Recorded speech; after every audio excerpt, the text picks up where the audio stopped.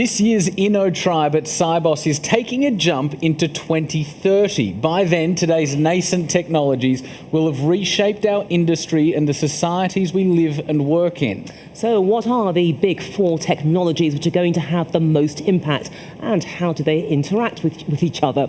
Well, here to tell us is Brett King. He's the renowned futurist and host of the world's first and #1 ranked radio show about fintech called Breaking Banks. Brett, welcome to Sibos TV. Thank you for having me. Okay, so you are the opening speaker for InnoTribe this Correct. year. Give us the big picture and tell us what are the four main themes we're going to be looking at. So the four major disruptive technology themes, the first is obvious, it's artificial intelligence. Everyone talks about that. Within that, we can talk about robotics as a subset, because any robot that has autonomy must have a form of artificial intelligence. The second tier is what I like to call embedded technologies. So things like voice-activated smart assistants. You'll talk to your phone, you'll order your pizza, book a flight, your smart AI assistant will be able to do that stuff. And then technologies in maybe 5 to 7 years, things like augmented reality smart glasses, where you'll get a data feed in your field of view. Third tier is health tech and gene therapy. So this changes dramatically our expectations for treatment of diseases, longevity, things like that. And then the fourth tier sort of puts it all together, which is the emerging smart economy, smart cities, smart infrastructure, basically. How we'll compete in the future based on technology. As you say, Brett, it does seem like the four of them fit very nicely together and almost interplay with one another. They do. I think you have to see this as a sort of a broad economic shift. You know, since the industrial age, economics has been based on this simple supply and demand curve theory that, you know, supply curve goes like this, demand curve like this, you try and reach equilibrium. And, you know, as supply builds, or demand rather builds for a product that you might have, then you have to increase the labor force participation to get there. But when we have technology-based industries, the sectors, or AI-based, software-based industries in the future, you know, the top 5 companies we see on NASDAQ and the S&P 500 now, all technology companies. We talk about BAT in China, Baidu, Alibaba, Tencent, FANG in the US, and so forth. So as we structurally change economies around technologies, you don't have that supply and demand curve anymore. Supply, essentially, once you build an AI, it can infinitely handle the demand. So this is a really sort of deep structural change economically in terms of the way labour force and so forth will work. It's pretty interesting to consider. Okay, but what is the overall influence on society? Economics is one side of it, but going beyond that. Well, I think if you look at it structurally, historically, and we were talking about this before the interview, you have to study the past to understand how the future is going to change. So you know, we moved from the agrarian society, agriculture and so forth, into the industrial age. So people moved off farms, disrupted by combustion engines like tractors and so forth, and they ended up working in the Model T Ford production line and so forth. Today, those production lines are highly automated, so people moved out of manufacturing into services sector. But AI will disrupt human process.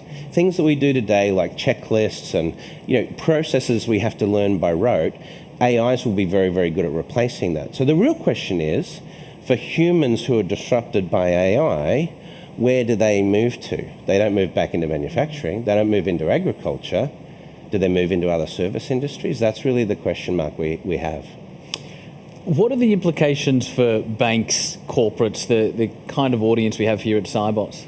So if you look at this historically, right now we have sort of a broad shift. You mentioned e-commerce, Juliet. So every industry that can be moved onto digital distribution is being moved onto that right now.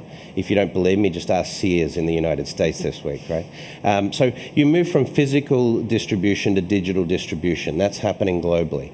But in banking, we're moving in a highly regulated environment. We move from this very high friction, you know, high touch engagement model to low friction, low latency. So if you track that sort of on a graph, what you see is that so we're moving to a time where we will expect financial services or banking to just be embedded in the world, the utility of the banking sector available on demand when and where we need it. So rather than going to the bank will just be available whenever you need it. Intriguingly, InnoTribe is looking ahead to 2030. Why is it so important to think that far into the future? Primarily because makes a good competency to get to 2030 and to survive is very different from what's made a good bank the last 700 years. And that's really the paradigm shift. In the past, we'd talk about the best banks who have the best bankers. When bankers talk to me about the skills they need and so forth for the future, the first thing I say is, stop hiring bankers. You don't need them anymore. That's not going to be the competency that matters. It's sort of, the AI, the data scientists, the experienced designers. The core competency of banking moving forward is not about being good at banking. It's about being good at the technology that enables banking to be ubiquitous. These are some fundamental changes. What else can banks start to do to start to prepare for the markets and the world that we'll live in 12 years from now? So I think the real shift here is right now happening in the experience layer. So the emergence of fintech and a lot of the things that have been happening in that space, what's happened with Ant Financial and Tencent in China, for example, is changing our expectations of how that experience layer should work. So that's the first thing to do. Look at how the interface between the customer and the bank will change based on sort of this real-time delivery component. The second piece is really about what is the data you have that can give you an advantage in terms of this market. So if you look at credit provisioning, for example. In the past, it used to be about good underwriting models, good credit risk models, that when someone came and asked for a loan or a lending facility, you could put them through this engine and make a good assessment. In the future, it's going to be about predicting the need for your customers in terms of what need they have for credit and being able to, the instant you see a data point that indicates they need support, that you're there to be able to provide it. Brett King, thank you so much for joining us on Sibos TV. Thank you very much, Jack and Juliet. Cheers.